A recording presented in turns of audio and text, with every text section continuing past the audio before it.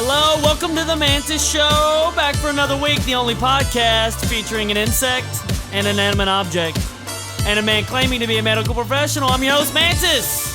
With me today is my co-host slash audio engineer, temporary audio engineer, Box Watterson. Oh yeah, what's up, man? Yeah, Doc couldn't make it today. Isn't that a shame? Yeah.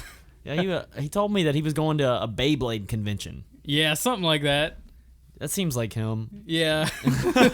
He told me that sometime later in the year he's going to some like live action Naruto reenactment. Yeah, that sounds like him for sure. Oh, well, what more power to the man. Anyways, Doc.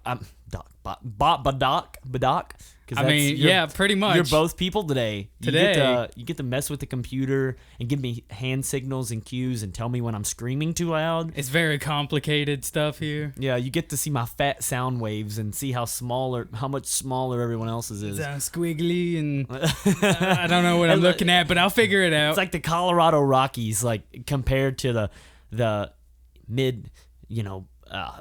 Midwestern plains of the United States. It's like that big of a difference. Yeah. Anyways, the pancake of Kansas or whatever they call it. Wherever that place is. That big stretch of land between L.A. and New York. That small stretch of land. Yeah. According to politicians, right? Yeah, nobody know what's in there. Nobody. Oh, anyways. Box, I've come to the conclusion that I no longer need to be in charge of anything. Really? Anything dealing with the show, period, other than showing up. Like, that's all I need to be in charge. Sitting my ass down in this uncomfortable wooden steel-railed fucking chair. Yeah. But, I mean, you are the host, so... Yeah, but that means that I should be held responsible for, choreographing content. Yeah. And then everything else should just be fucking done by somebody else. I don't care if it's you, I don't care if it's Doc, I don't care if we outsource it to a fan in Cuba. Yeah. Whatever we gotta do. Because, first of all, last week, I said that I was going to post links to references that I made in the episode. I was talking about the kissing bug. I was supposed to post pictures. And then there was something else I was supposed to write down.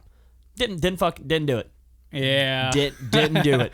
Uploaded the episode. It's like, another job well done, Mantis. As always, that's what you do. So I had a victory drink, and then I was scrolling through my phone, and I look at the description, and I'm like, oh, God, man, why can I not go one fucking week without messing something up? Yeah, man. It's every week, man. Every fucking week I do something like this. And not only that, I should not be in charge of the Twitter. Really? I think you post good shit on there. It's not really that. I mean, I don't post a whole lot on there, but my issue is, like, I'll see somebody retweet somebody, and I'm like, oh, that person looks interesting, and I'll, like, look at their top few tweets, and I'm like, oh, this person looks interesting, I'll follow them. So I follow them, and I swear to you, dude, 9 out of 10 people that I follow fucking backfires on me. Really? Yeah, if you're following us on Twitter, please do not look through the follow list. We're not responsible for it. Because every time there was somebody else. This is the second time this has happened. Second time in literally a month, I've looked through my Twitter feed and I see anime fanfiction cartoons of dicks. Like male cartoon anime characters. Yeah. With sensually rubbing their dick. And then I'm like, what the fuck? Who subscribed to this person? Yeah. Who followed this person? It couldn't have been me. And then I scroll down, and all it is just like dudes jerking off in bathtubs. I swear to God, every single time. We need to have. You found that kind of the internet. Apparently, that's all the internet that's in Twitter. Yeah. Like that's Twitter. Yeah, there's a lot of that on Twitter. God damn. Lots of chicks with dicks. All that sort of stuff. Don't judge me, please. I don't like this stuff. If you see that I'm subscribed to a fucking white supremacist or I don't fucking know, a mass murderer or a person that enjoys anime dick, I just ignore it. Tweet me. No, don't tweet me. Private message me and tell me so I can unfollow them because I don't want any part of it. Anyways, I don't know if it's incompetence that's causing me to do that, causing me not to do my due diligence and thoroughly research the people I'm following, or I don't know if it's just like the universe trying to get back at me, man. Man, I think it's just because life, It's like, man, I don't got time to look at everybody's backstory. I barely understand myself as a human being, and you want me to understand these randos on Twitter just so I can follow them? It's like, I don't know about that. I think it's partially I really think it's partially the universe that's just trying to knock me down a peg. Because I was I mean, that's very plausible. I was about to go to bed the other night, and I went to brush my teeth, and for some reason there was a bottle of Dawn dish detergent next to my sink. I think my fiance was cleaning her makeup brushes or something like that. Instead of reaching for the toothpaste, I pick up this Dawn dish detergent and I go to pour it, and it goes all over my fucking toothbrush. And I put it on the water, and I see tons of soap, and I'm like, what the fuck? This thing is like a 2-liter of Dawn dish detergent. Yeah. And it's all over my toothbrush now. I'm like, are you shitting? Either I'm stupid, I'm half asleep, I'm still drunk, or I have such a bad potty mouth that the universe is trying to fix it. It finds it necessary to put soap in my mouth. Like a fucking old-fashioned mother. Yeah, Jesus is taking the wheel on this one. He's like, open wide. Here comes the train. Eat this whole fucking bar of Dove. Enjoy. Yeah. I hope saying the word darn it was fucking worth this pound of soap you're about to consume, which probably isn't healthy. Gosh darn it. I know somebody, their grandmother put bleach in their mom's mouth because she cussed when she was a kid. Oh, no.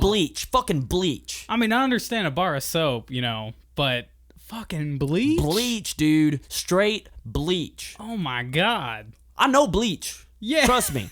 I know bleach. Yeah, and that's right. You know how to make some fucking chemical warfare over here. So, bleach. I was like, well, what it tastes like. Because, I mean, fuck, who's drank bleach? Like, that's some... I mean, you see that meme all the time on the internet. It's like, hey, go drink bleach.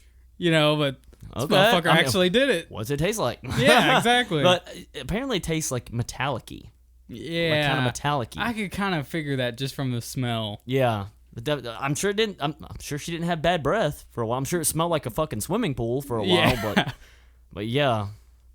I don't know. It's weird not having Doc here. I know. Like, it's really weird because I'm looking at you over the back of the Mac, and I'm like, man, I can only see Box's eyes. And, I know. I'm like that neighbor from Tool Time. Oh yeah, just Tim peeking Taylor. over the fence, but like, hello neighbor. What was his name?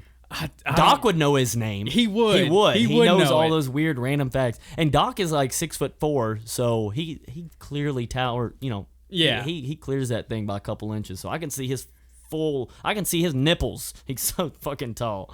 I know. I'm just average height, just what I think is average. I'm not short. Okay, I don't have a Napoleon complex. Okay, leave me alone. You're shorter than I am. I know. By like an inch or two. Yeah, or 3 or 4. No. But yeah, whenever I don't know, man. I feel like whenever I don't have everybody in this room, I've got to keep this little hold on myself, and I've got to, I don't know, I've kind of pull my punches a little, man, because whenever if I get too wild and too crazy, I've got both of you to restrain me. Yeah, you know what I mean. But when it's just you here, or if it's just Doc here, I'm like, yeah, I'm like holding on to the Mac and like trying to hold on to you at the same time. I'm like, yeah, I'm like putting. I need to get a seatbelt installed, like on South Park when they had the seatbelt on the toilet to keep them from falling off while they were shitting. I need a fucking straight jacket to keep me restrained. It needs to be tight. I need to be handcuffed to my chair so I don't just choke the next person that walks into the studio. Yeah, man, I feel that. Yeah, my rage gets a little out of control sometimes, but that's why I have a medical professional to give me all the prescriptions that I need, or whatever you want to call them. Anyways. So speaking of all the weird shit that you saw on Twitter, I have not been able to escape weird stuff for the past week. Like, what do you mean? Like, on Twitter? Not on Twitter. It's somewhere else. And it's somewhere where I can't escape it. Somewhere a little closer to home? Yes, way closer to home. Because I just, I've been playing a lot of Splatoon 2. I got a Switch. It's fucking awesome. I've been fucking some people up. But, people... Yeah, add that in there. And my dick's massive. Anyway. Yeah, it's very, very, very large. But anyway, people have this option to where they can draw things and stuff. And you can see it floating above people's heads and stuff whenever you join the game and you're, like, in the lobby area. That seems like a bad idea. That seems like a really Well, bad idea. Nintendo is usually pretty good about getting rid of all the explicit stuff.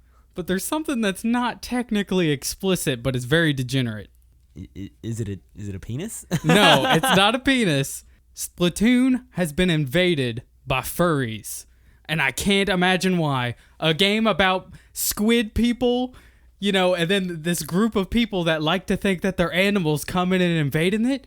I don't understand that. That doesn't make any sense to me. Didn't you say to me that there is a ketchup team and a mayo team? Yeah, now they got that Splatfest going on. Yeah. So isn't the object?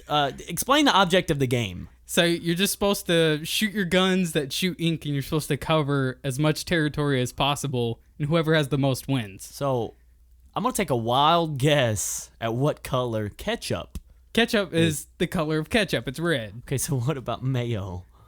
Usually, this is a rare circumstance, but white is usually not one that they allow.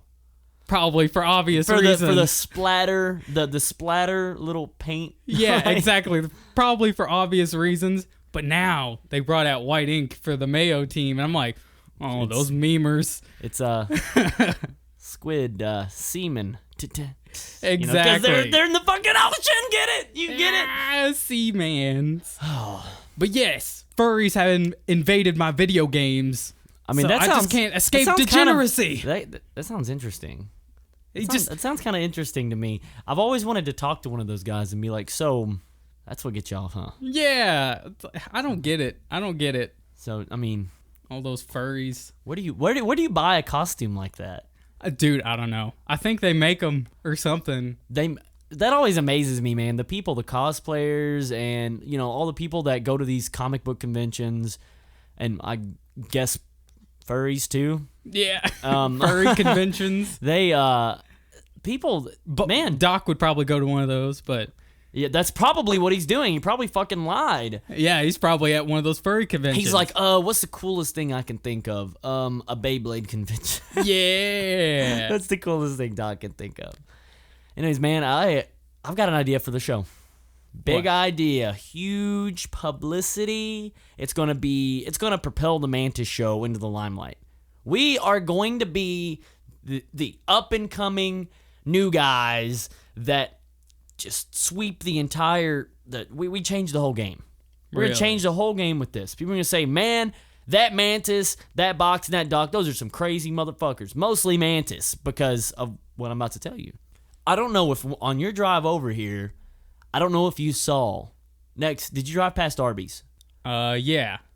Did you see the massive ramp that has been constructed there?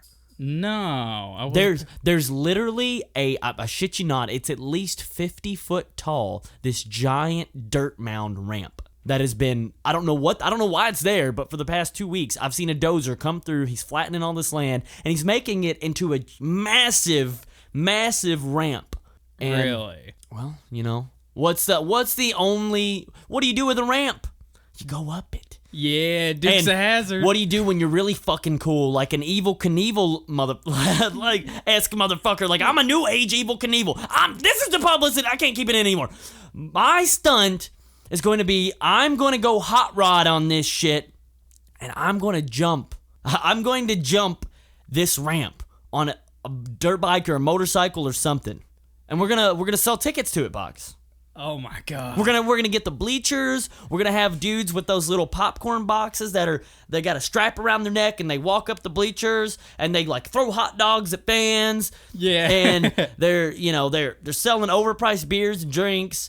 And then I'm going to come out with a white fucking sports bike suit on. It's gonna have stars and stripes on it. Yeah. Hell yeah. A cape, an American flag cape, and I'm gonna have a helmet. a big white helmet on, and these big ass glasses, and I'm gonna have a little microphone right next to my mouth. And then we're gonna have technical difficulties. So I'm just gonna give like thumbs up. Yeah. Like, he can hear us. Yeah.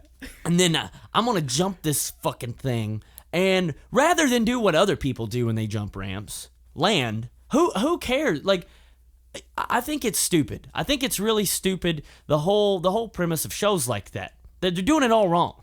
Yeah, you gotta fail. That's how you get famous. Exactly. That's exactly how you get famous. They're not there to watch you make this jump. They're there to see if you die.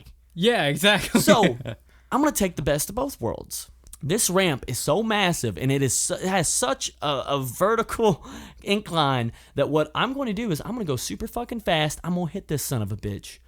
And I am going to let go of the bike in midair, and I'm going to parachute down to the ground, and my bike is going to land in a giant pile of gasoline canisters, and it's going to fucking blow up into smithereens. Yeah. So then they get to see some destruction, and then they get to see me parachute. And then the parachute's going to catch on fire accidentally, and I'm going to roll around, get it out, and I'm going to be laying there, and they're like, oh, the crowd's going to gasp. And they say, is Mantis okay? And then all of a sudden, you're going to see the thumb go up. Yeah, and then because my mic doesn't work, they're going to see the thumb, and they're going to be like, oh my God. Then the national anthem starts playing, like, yeah, America. Yeah. And then Trump comes through, and he's like, I'm the one that taught him. I'm the best motorcycle rider there is. Yeah, that's the twist. The helmet comes off, and it's Trump, and he's like, man, I can't believe I made that jump. And then I'm the best motorcyclist ever. Yeah, then I come out, and I'm like, I'm friends with the president. Yeah. Then people are automatically going to listen to the Mantis Show. That's a good idea. That's a really good idea. Yeah. I don't know. Probably very illegal, but man, we would have like our 2 seconds of fame. And we would milk it for everything it's worth, too. Yeah. Let me tell you that. Speaking of fame, all you guys out there on Twitter, do not be afraid. We've already had some messages. I know I can be intimidating. I know you hear my voice and you may be intimidated and you may be a little weirded out by Box. But drop us a tweet or, send us a message. If you guys got any recommendations on something you want to hear us mansplain, send it our way. You got a segment idea? You might even get to be on the show. Who knows? Who fucking knows? Podcasters out there, we can collab. We know what we're doing. Anyways, speaking of mansplaining, this week in mansplaining, first mansplaining without Doc. Almost didn't do it. Anyways, this week in mansplaining, maybe I should explain what mansplaining is. Yeah, probably. All right, for new listeners out there, mansplaining is a segment to where we take a topic that you think you know everything about, you think isn't that deep of a topic, pretty shallow, and we kind of expand upon it. We make you realize that you don't even know the gist of it. And also, mansplaining tends to include just in general things that piss us off. What in general, like we have ideas, we're like, why isn't this way? Yeah. Why does this have to work out like this? This week in mansplaining, panhandling. Panhandling. Oh yeah, you know what that is? Yeah, like the hobos and stuff asking for money. Yeah, hobos, people on the street corners holding up signs, cardboard. Man, oh my God, that's a good one. Yeah, so I've got a few really big critiques with panhandling. For one, there's the obvious ones that everybody thinks of.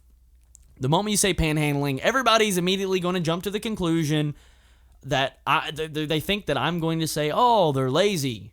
Oh, I work hard for my money. Oh, these people need to get a job. You know what I say? I say if you're going to do it, they're doing it wrong. They are. They're doing it wrong.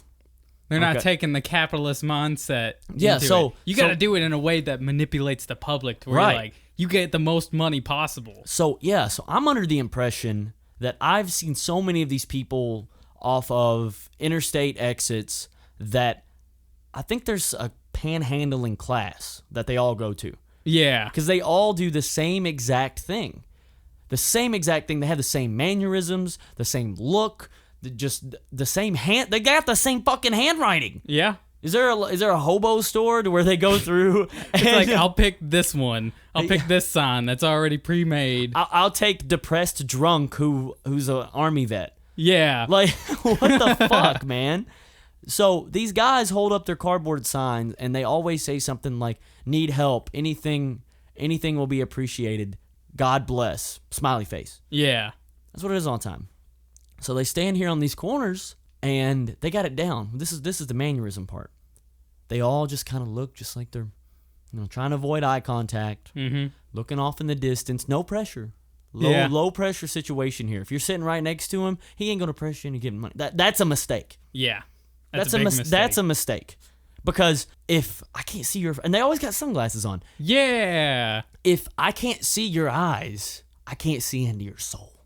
That's right. So when these people are standing out here and they're not looking you in the eye, they not only do you not have the respect of the people that you're trying to take money from, but you don't have any dignity either. Because you can't even look them in the eyes when you ask for the money. I mean, all they look like is just big, like, hey, I'm an ATM. I'm not a human being. Give me money. Right. Give me money. Yeah, it's like, if I can see into your soul, I'm like, oh, shit. Yeah, ATMs don't have souls. Yeah, that's what W said. He saw into Putin's soul. That's right. He did. Yeah, if seeing into someone's soul can improve relations between the U.S. and Russia, what the fuck you think it's going to do for a panhandler? Exactly. You're going to be off the streets in no time. And you know what else they need to do? What? Nobody just gives. Nobody just gives to charity. No. Okay, there's incentive to everything. Yeah. Absolutely everything. If I give to charity right now, boom, tax exemption. Exactly. So... But there's no tax exemption from giving money to a hobo. Right. So what they need to do is, I'm not talking offer the spit shining windshield cleaning service. They need to offer a little something else. Yeah. Like, fuck, man. Learn a talent. Why Learn a talent and be like, because there's another form of hobo out there. The people who play instruments and shit. Circus people. That's what I was thinking. Circus people that play all kinds of crazy instruments all at the same time on the street corner. It's like, man, they learned a talent. They might as well be hobos. They're doing the same thing. I would do stuff that's creative. How about we'll tell a joke for $1? Exactly. Be like, hey, why'd the hobo cross the street? I'm like, why, Mantis? Because he lives under that underpass over under the interstate. It's like, it's a very depressing joke. It's not funny, but it's give me joke. money. Give me money. Look into my soul. That's how you just trick them into looking into your soul. Yeah. You lure them with the joke, and then you sink them. You fucking cement them into the ground with the soul, man. You seal the deal. Like, remember that one story of that hobo that had the really deep, crazy voice or whatever, and he became super famous? Radio Now. Like, that guy that did the mac and cheese commercials, and wasn't he he was a spokesperson for, like, the Bengals, the Cincinnati Bengals or something like that. It was a football team or a baseball, something. I don't remember. Yeah, look at that guy. He's like, hey, I've got a talent. I've got a radio talent comparable to Mantis's. I'll say anything. I went to voice school or whatever the fuck he said. Yeah. Why don't they? You don't see. Exactly. I know these hobos have some sort of talent.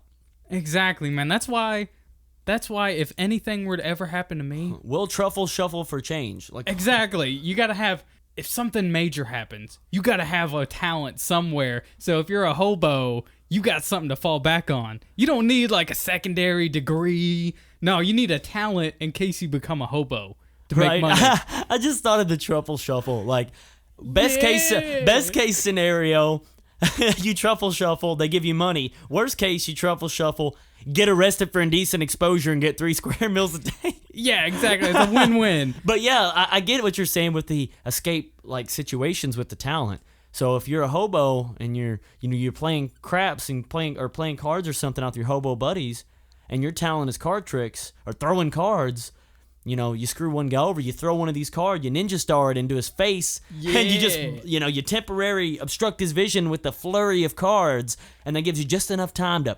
bounce, get out of there. Exactly. That's what hobos need to do, man. Yeah, and you know what else they should do? Hobos, man, they've done these little social, the stupid Facebook social experiments. They're so fake. Yeah, well, so there's the ones have you seen the ones to where there's a guy, he's holding a baby and he's about to get in like a Lambo or something, and he's like, yeah, hey, you got $1? a couple dollars I can get off you. I forgot my wallet at home and my baby's starving. I'm just running, grab some formula. I got the money, it's just in my wallet or whatever. And people are like, oh yeah, here you go, man. Yeah. No problem, give them the money. Well, then if a poor guy's like, hey, do you have money? I need to buy baby formula. They're less likely to give it to you. Yeah.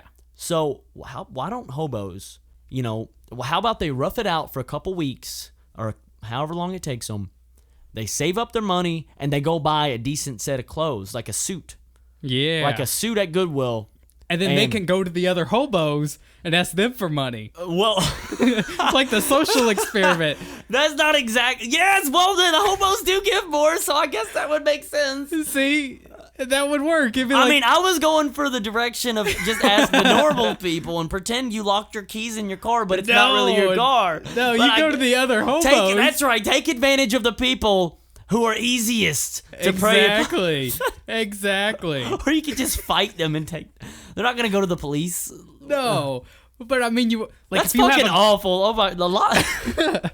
Like, say you have a beard while you're a hobo, you go get it shaved so they don't recognize you, and then you go back to that your hobo enemy, and you go ask him for money while you're all dressed up nice, and be like, "Hey man, I lost my wallet. Can I have a few dollars?" And they'll be like, "Yeah, here you go." Man, you know what's crazy about homeless people? What? Do you know anybody personally that's homeless? Or that has ever been like legit homeless, like the stereotypical scraggly beard, wears the same big 90s colored magenta, purple, and like teal green jacket in the dead heat of summertime kind of homeless? Not for that long, but I've known people who have been homeless for like a week or two. Okay, well, dude, I used to work with this guy. Doc actually used to work with him. You know what? I'll have to save this story for when he's here, because he'd really be able to contribute on this. This is legit. This is like a crazy, mind-blowing story. Seriously, I'll have to we'll write it down. Remind me next week. All right. Anyways, these panhandlers, I don't get the whole. I don't understand the big city living for panhandlers.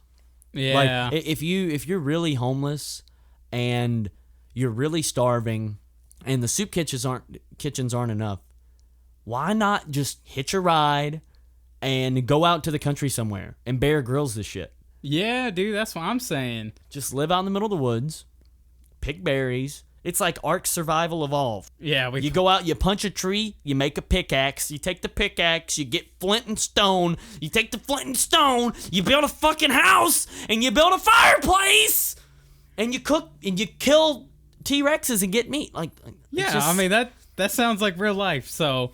Sorry, Ark Survival is just taking over my entire life. Yeah, mine too right now. Please help me stop.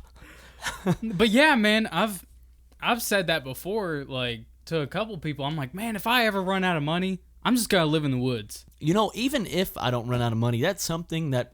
I mean, that's already an ideal thing. Yeah. It's like, be as far away from people as possible. That's a good thing. Ever makes you think, like 100 years from now, 200 years from now, do you think that they'll ever just be... You know how now there's massive expanses of land, sorry. Yeah. Expanses of land that are just flat and empty. Mm-hmm. There's nothing there. It's just beautiful, beautiful nature. Like, untouched. You ever think that all of the land, or at least most of it, the majority of it, you ever think it's going to look like Los Angeles? Dude, I think so eventually. It's horrifying. Because I think they said in, like, the next, like, what is it, like 100 years, there's going to be 11 more billion people or something like that. So I think that we're going to reach a kind of threshold to where the population's going to even out. Yeah. Because the only reason why the population is where it is now is because... of third world countries that have a bunch of kids. Well, yeah, like India and China. Yeah. But I was going to go back even further and say the only reason why we're able to feed, how many now? 6-7 billion people? Yeah, something like that. I forget however many billions of people. The only reason we're able to feed most of them is because Germany, early 1900s, what was it? I think it was like 19... You can look this up. Look this up while I'm talking. All right. There's a German scientist. He's actually the person who invented chlorine gas. Yeah, that chlorine guy. gas in World War I. He was actually able to take the same process that he used to make the chlorine gas, and he kind of like reversed it, or somehow like that. You got him pulled up yet? What's his name? Yeah, his name is Fritz Haber. All right. What's it say the date was? I don't have it was around like 1920, yeah, or 1915, something around there, around World War I. But anyways, by taking this fertilizer, it greatly increased the efficiency of farming. You were able to get higher yields from crops. They were able to produce much more food than they were able to previously before this revolution happened. And previously infertile lands were now farmable. Yeah. So I think until there's another, I want to say technological breakthrough similar to that, I don't know if it's going to be 3D printing food or what. I mean, there already is like the GMOs and everything that people, the crazy people that are like, oh, I hate GMOs, it's so bad. It's like your dog is a GMO. But anyway, they can create crops that can survive in cold places and all that stuff. Yeah, just by messing with the genes. Yeah, you're right. Yeah, I didn't even think about that. So, I mean, we're already there, man. It's just people have to be not so superstitious and be like, oh, my food, it's been genetically enhanced. Yeah. You are a GMO. Your parents chose each other. Exactly. I hate to quote Bill Nye anytime, but I know. that's a good quote. Exactly. But even with GMOs, I feel like that can only take us so far. I think that eventually is going to come to a point to where we're basically we've milked it for every last drop. Yeah. You know what I mean? We've squeezed it for every last drop, and it's kind of be a threshold that the population of the world kind of evens out. Yeah, it's basically people, as the societies become more modernized, people have less kids because it's expensive to have kids. It's like, yeah, it's expensive to and we were just talking about how do you think like the entire expanse of the United States would look like LA? Probably not. I'm just saying that whenever cities expand and areas urbanize, the cost of living goes up. Yeah. It wouldn't be so bad if there wasn't government intervention and exactly. crony capitalism. So, this is why we have the Constitution, people. This is why we have the Constitution. To keep to keep the price of bread down. Exactly. Unlike Venezuela. We don't want to be Venezuela. Yeah. We can just send all the socialists down there. Yeah, they'll love it. Yeah. Anyways, enough. That's so far from mansplaining. Yeah. I don't know. We're done talking about panhandling. All right. Instead, last week I went to talk about something that really just, as Doc would say, is the bane of my existence. The baniest. The baniest of my existence, as Doc would say. Well, I am so sick and tired of podcasts and TV shows and other movies and people in general referencing these select few movies. If I hear somebody reference Doc Brown in Back to the Future, Marty McFly, if I hear someone reference Star Wars, if I hear someone reference Forrest Gump, or let's see, what's another one?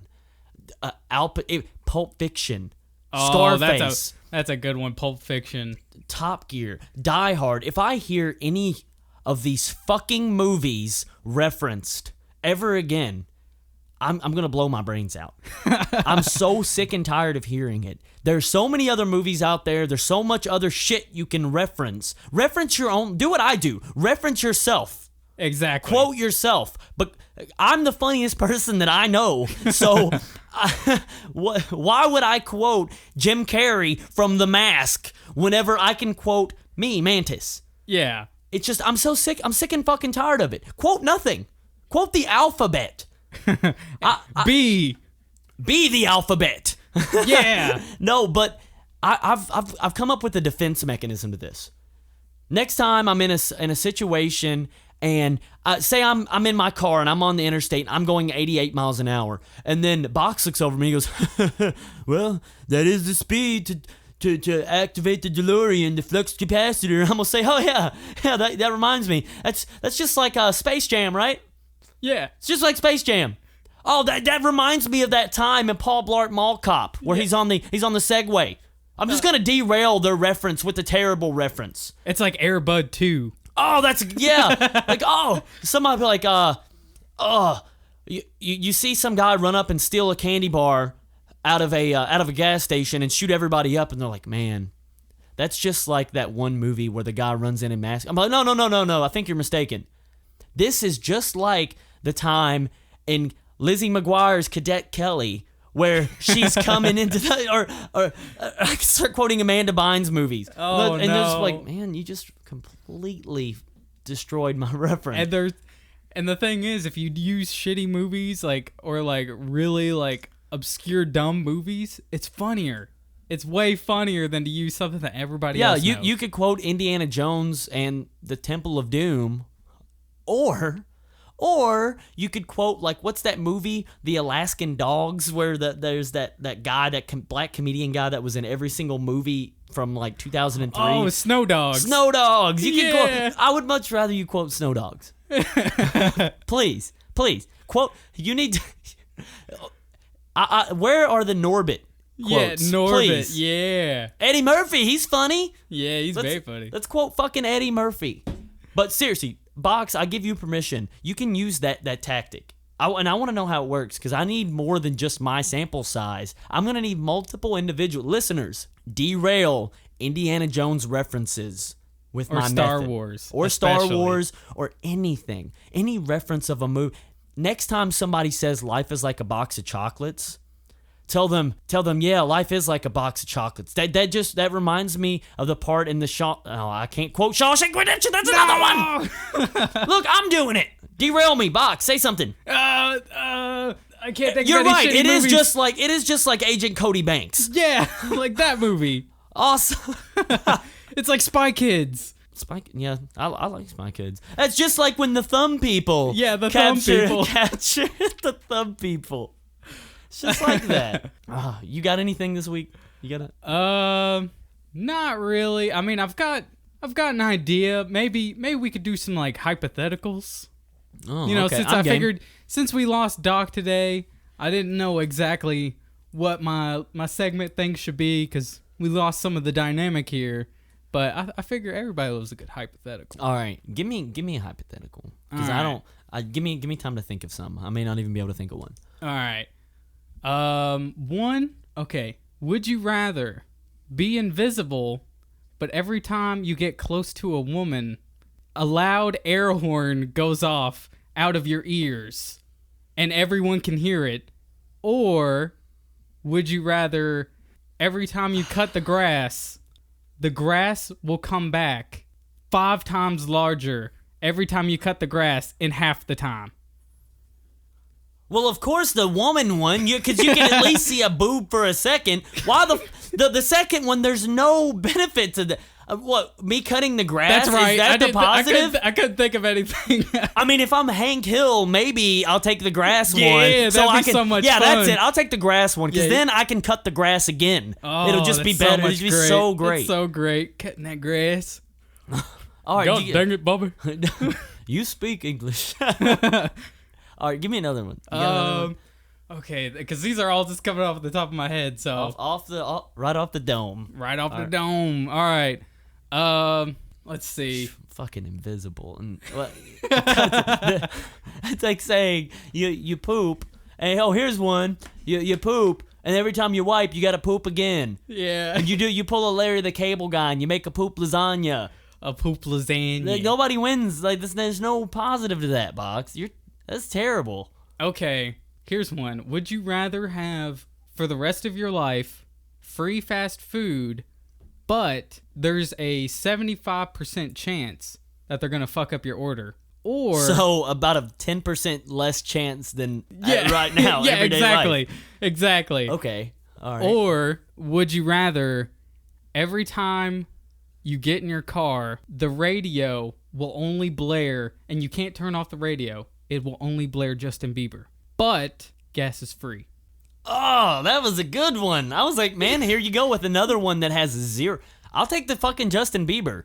Really? Yeah, because you would take that? Absolutely. And it's on full volume. Yeah, because you know what I'd do? I would just not get in that car anymore, and I would just sell tons of gas to everybody. That's good. I would undercut the prices. I'd be dropping gas prices everywhere because they'd be trying to compete with me. ExxonMobil, I'd put them out of fucking business. Yeah. Even though last episode I was asking for their sponsorship, but this is a capitalistic dream. Yeah, this is the way. So I would just sell gas all the time. Fuck, I wouldn't have to go anywhere. I could just pay people with my gas money. I'd fly in a private jet everywhere I needed to go. I'd say, oh, free fast food for the rest of my life? Well, I'll just buy McDonald's with my petroleum cash. You know what? That's right. I didn't think of that. I'll have somebody else drive me. And then in my limo, I won't have speakers in the back. And so the dude, my little chauffeur up in the front, and James, he's just going to be tortured with the Justin Bieber. He can fuck with some Justin Bieber. Not my problem. All right, you got one? Okay. Would you rather... All right. Okay. Would you rather every girl on Earth is much easier to sleep with, but their hotness rating is bumped down 75%? 75%, but they're easier to sleep with. Oh, man. Or would you rather there's less competition for women, but whenever you go to sleep with them, before you sleep with them, you have to eat their poop. Oh, God. It's like a social stigma. Like, you got to eat their poop before you got to eat the poo-poo. You got to eat the poo-poo, put it in your mouth, and eat a full portion of poo-poo before you can get what's next to the poo-poo. No, I'll take the ugly chicks. I'll take that. The 75% lowered. No, I'll take that. I don't want to eat no shit. It's a good answer. That's a good answer, Box. It's a really good answer. I think that's what the girls on Instagram should do. Like, you see all the memes to where, like, there's all the dudes that are like the 45-year-old guys that are like, oh, so hot. Oh, hot. God. Or those creeps. You see like they showed on like Jimmy Fallon and stuff, some of the creepy comments that people get on their Twitter. God. On Jimmy Fallon or on their Instagram, and they show the mean tweets on Twitter. Yeah. But that's how they stop that. You wanna look at this girl or sleep with her? You gotta eat her poop, man. Oh, then it's like, is that really what you want? Do you really want to make that kind of... you would get some real freaks then. They'd be like, yeah, baby, let me get that poop. Yeah. I suck a fart out of that asshole, let me tell you. They become Carl from Aqua Teen Hunger Force. Yeah, baby. Fajita me, yeah. I love that show. What happened to that fucking type of show? Dude, I know. That weird, abstract type of comedy. That never existed before in our parents' generation. I know. That type of stuff never existed.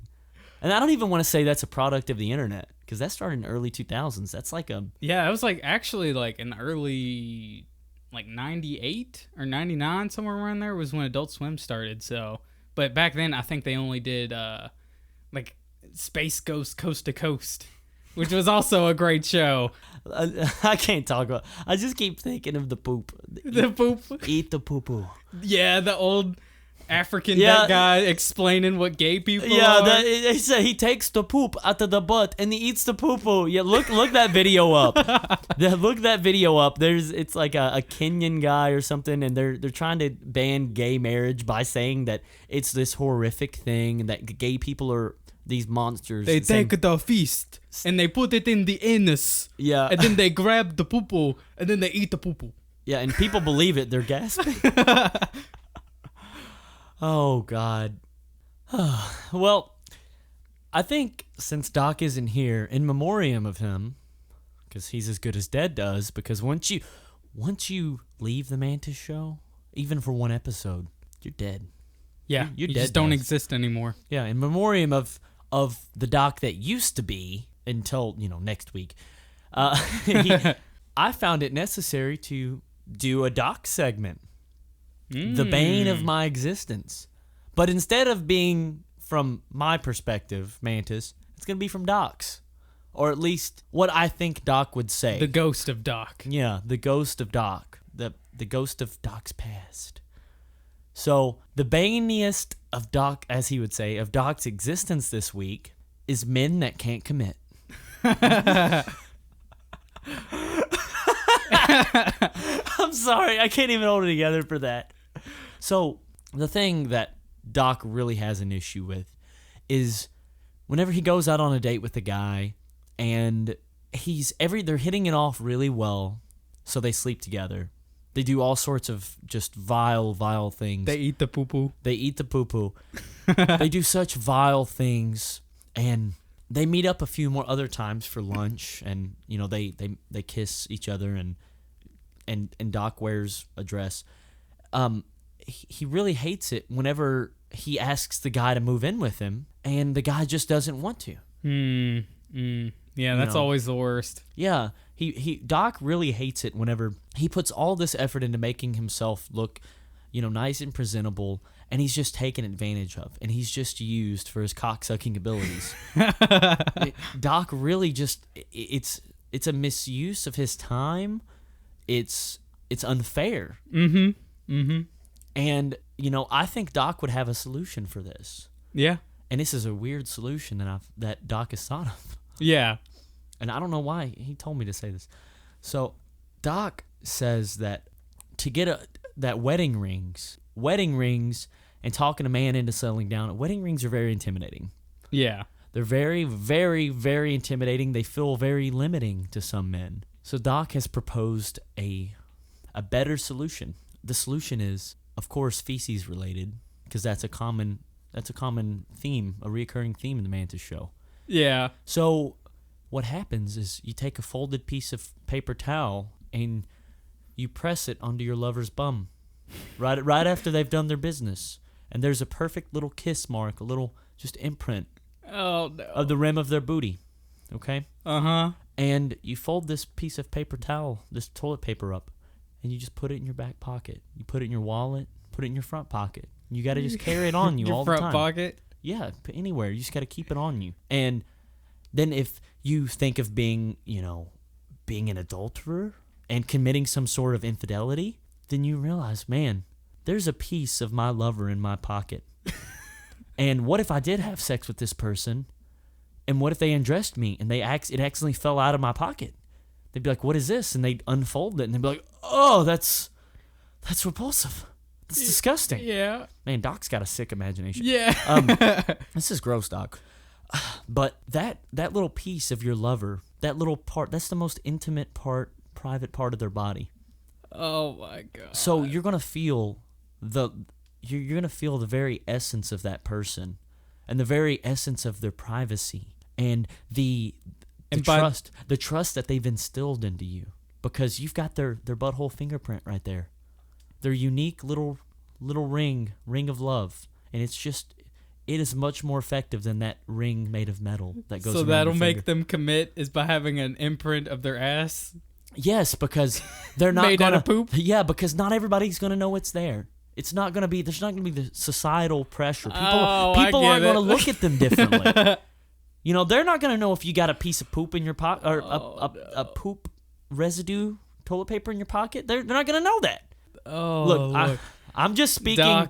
Doc is speaking vicariously through me. Yeah. So I think that's a completely disgusting, degenerate idea. But why would he come up with something like that? I don't know. Well, on that note, you've been listening to The Mantis Show. Check us out on Twitter. Hit us up on Twitter. Shoot us an email at themantispodcast@gmail.com. And like us on Facebook. Subscribe to us on YouTube, Google Play, iTunes, everything. Leave us a review, a rating. It really helps us out, you guys. Hey, tune in next week. You'll get to hear the rest of my shenanigans and my story. You'll get to hear about Doc more. And you'll see his reaction to this. Check us out. See you next week.